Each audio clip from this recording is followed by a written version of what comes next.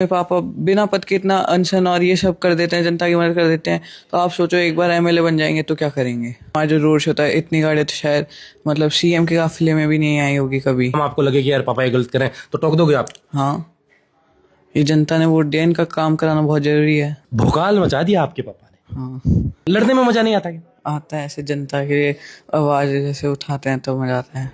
दादा, पोता और पिता तीनों चुनाव में थे, तो दादा के साथ ज्यादा रहते थे या पापा के साथ? नहीं, मैं अलग घूमता था। तेरे पापा ने काम नहीं किया तो हम तेरे को पकड़ेंगे सबसे पहले तो। आगे क्या बनना है? अभी तो सोचा नहीं है कुछ। मतलब राजनीति में मजा आ रहा है? नहीं, ऐसे नेता तो नहीं बनना। अच्छा, बड़े बड़े नेता मिले थे आपको, हनुमान बेनीवाल, राजेंद्र गुड्डा, क्या बोले? मतलब आपके भाषणों को सुनकर उन्होंने क्या कहा आपको? वो बोल रहे थे बहुत अच्छा बोलता है और कि तू तेरे पापा से भी आगे निकलेगा। कहते हैं कि एक बेटे की सफलता के पीछे उसके बाप का हाथ होता है, लेकिन अंततः उपचुनाव खत्म क्या हुआ, लोग कयास लगाने लग गए कि नरेश मीणा को जो सबसे ज्यादा मदद कर रहा था उसी का बेटा था। उम्र महज 15 साल, नाम अनिरुद्ध, कक्षा 10th का छात्र है, बोर्ड अब की बार देना है, लेकिन अपने पिताजी के चुनाव में इतनी जी जान झोंक दी कि पुलिस वालों से भिड़ गया, नेताओं से भिड़ गया। वो पूरे चुनाव में दमदारी से प्रचार किया। अनिरुद्ध, कैसे हो? बढ़िया। कौन सी 10th क्लास में हो? हाँ, कैसी तैयारी चल रही? पढ़ाई वढ़ाई चल रही है या चुनाव पे ध्यान है पूरा? अभी तो जैसे चुनाव में आ गया था मैं। अच्छा, मतलब ऐसे 1-2 घंटे या कुछ किताबें देखते थे? तो अभी तो पूरे टाइम चुनाव में रहता था, घर ही नहीं आता था, सोता भी कहीं और ही था मतलब। अच्छा, चुनाव के दौरान, वोटिंग के दौरान हम आपके लाइव वीडियोस देख रहे थे। क्या बात हुई थी? कैसे पुलिस वाले से ऐसे बात हो गई थी? मतलब हमारे पास गाड़ी की परमिशन थी और जिनको अरेस्ट किया था उनकी परमिशन थी, मतलब नाम था परमिशन में, फिर भी पुलिस ने उनको अरेस्ट कर लिया था मतलब। और हम फिर उनके पीछे गाड़ी लेके गए थे। उन्होंने बोला कि तुम गाड़ी ऐसे पीछे क्यों ला रहे हो, इनके लिए तो ऑर्डर आया आगे से। फिर हमने बात करी कि परमिशन में नाम है और ऐसे फिर उनको छोड़ दिया था। अच्छा, राजनीति में शायद अभी राजनीति का रह सीख रहा है। आपने बड़े बड़े नाम सुने होंगे, वसुंधरा राजे जो मुख्यमंत्री हैं, प्रमोद जन भाया जो बहुत ताकतवर नेता हैं, या फिर किरोड़ी लाल मीणा या सचिन पायलट, इन नेताओं के नाम सुने हैं? मतलब कितने बड़े नेता हैं। हाँ, तो इनके सामने अपने पिता को अब इस तरीके से जन सैलाब जो उमड़ा, लोग आ रहे थे आम सभा में, आपने देखा कि कितना लंबा काफिला था, कैसे फील आ रहा था? हमको अंदर से बहुत अच्छा लगता है ऐसे कि ये इतनी भीड़ जो बड़े बड़े नेताओं के लिए आती है। हमारा जो रोड शो होता है, इतनी गाड़ियाँ तो शायद मतलब सीएम के काफिले में भी नहीं आई होगी कभी। जब वो यहाँ पे अंता में रोड शो किया था तब नहीं आई होगी शायद उनकी इतनी गाड़ियाँ। और मेरे पापा के लिए इतनी जनता आई थी, इतनी गाड़ियाँ आई थी रोड शो में। भोकाल मचा दिया आपके पापा ने। हाँ, लग रहा था भोकाल। हाँ। अच्छा, मंच पे जब आपको माइक दिया 2 मिनट के लिए कि अनिरुद्ध कुछ बोलेगा, तो आपने तो इतना मतलब जोश से बोला कि ये जो छोटे मोटे काम हैं ये तो मेरे पापा के नाम से यूं ही हो जाएंगे, चाहे विधायक बने या नहीं बने। क्या तेवर है, मतलब क्या खासियत है आपके पापा के काम करने की, क्या शैली? मेरे पापा के पास जब जैसे पहले अभी पद नहीं है था कोई भी, अभी भी नहीं है, 14 तारीख को आएगा पद तो हमारे पास। अच्छा, लेकिन जब पद नहीं था उन्होंने जैसे किसानों को फसल बीमा दिलाने के लिए एक बार कलेक्ट्री में आंदोलन किया, वो अधिकारियों को ट्रैक्टर पे खड़ा कर दिया। और अभी जो 7 बच्चे की मृत्यु हो गई थी झालावाड़ स्कूल आज में, उनके लिए 15 दिन का वो अनशन किया था, भूख हड़ताल करी थी।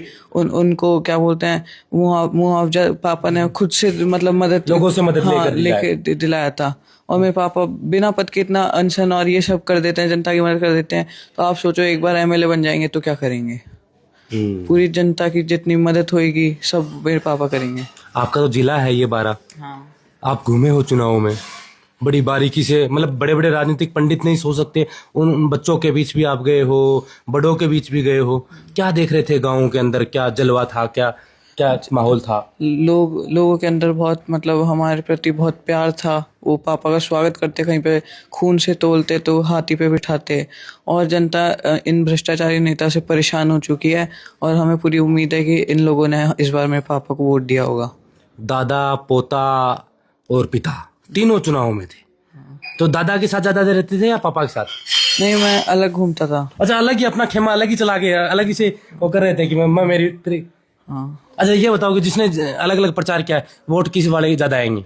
क्या वोट मतलब आपने अलग प्रचार किया, नरेश ने अलग, आपके पापा ने अलग किया, आपके दादा ने अलग किया, कौन ज्यादा वोट लेके आ रहा है? वोट ज्यादा तो पापा ही ला रहे हैं, लेकिन हम भी लाए रहेंगे। मैं और जैसे बाबा ने प्रचार किया तो शायद कहीं ना कहीं हमारी भी मदद रहेगी वोटों में। जब आपको सुनते हैं ना सोशल मीडिया पर, सोशल मीडिया देखते हो? हाँ, कभी कभी देख लेता हूँ ऐसे। 1-2 मिलियन व्यूज आते हैं आपके। ऐसे मैंने देखा नहीं, ज्यादा ध्यान नहीं दिया। अभी एक वीडियो डाला था हमने, 1 मिलियन से ऊपर चला गया। अच्छा, इतने तेवर है, मतलब कह रहे हैं कि नेताओं में बेटा देखा लेकिन नरेश के नीचे नीचे ही देखा है। इतना बड़ा तेवर। आगे क्या बनना है? अभी तो सोचा नहीं है कुछ। मतलब राजनीति में मजा आ रहा है?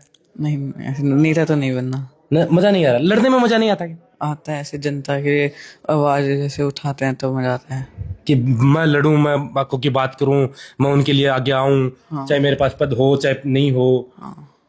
अच्छा, तो आपने कभी ये नहीं कहा कि पापा यार 3 चुनाव आपने लड़ लिए, दादा चुनाव लड़ते हैं, आपकी दादी हैं वो चुनाव लड़ती हैं, कि क्या है अब ठीक है अपन अपना काम करेंगे, क्योंकि आपके चाचा ताऊ हैं वो तो सेटल है। हाँ, तो क्या है? मेरे पापा मतलब शुरू से ही क्या बोलते हैं, यूनिवर्सिटी के टाइम पे से ही आवाज उठाते आए हैं लोगों की, और अभी भी वो मतलब बैठे। अब इतने सालों से 25 साल से संघर्ष किया, तो अब बैठेंगे तो नहीं।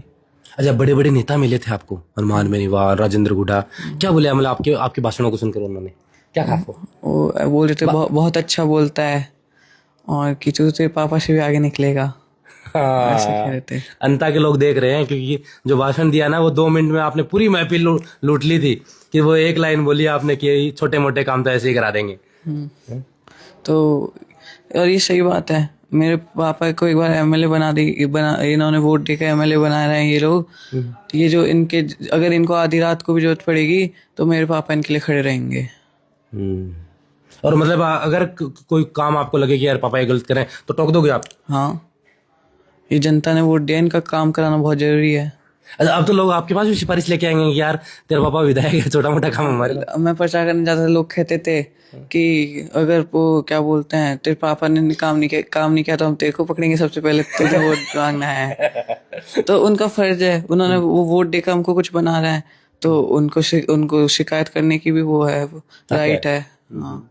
तो आप ये क्या मतलब पूरे, क्योंकि वो कहते हैं कि जो बच्चे होते हैं वो तो भगवान का दूसरा रूप होते हैं। सामने हमारे खाटू श्याम जी हैं, साथ में आप बच्चे हो, और बच्चे जो बोलते हैं, जो देखते हैं वही बोलते हैं। उनको ज्यादा सियासत नहीं आती, ज्यादा जोड़ भाग गुणा भाग नहीं आता, वो जो देखते हैं वो बोलते हैं। क्या देखा मतलब कि 14 तारीख को जो परिणाम आएगा सब कुछ बदल देगा? हाँ, हम चुनाव जीत जाएंगे 14 को, पक्का ही है। जनता का जिस तरह से प्यार मिल रहा है हमको, और जैसे कल हम पोलिंगों पे जा रहे थे तो जो हमारे वहाँ पे युवा थे, तो उन्होंने जिस तरीके से कल भी हमारे नारे लगा रहे थे, और इस तरीके से हमको मतलब पूरी उम्मीद हम चुनाव जीतेंगे।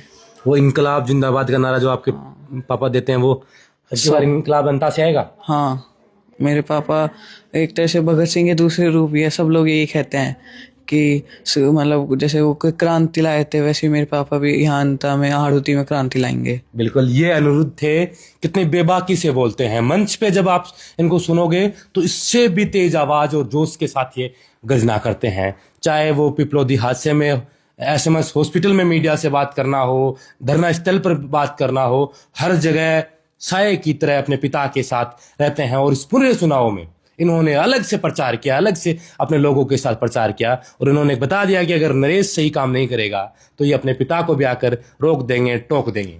यही होता है एक नौजवान का सपना। अब देखना होगा कि अनिरुद्ध आगे भविष्य में क्या बनना चाहता है। अभी तो इसने कहा कि राजनीति मुझे अच्छी नहीं लगती, लेकिन लड़ना मुझे अच्छा लगता है। आप देख रहे थे बोल हिंदुस्तान में अजय कुमार। नमस्कार।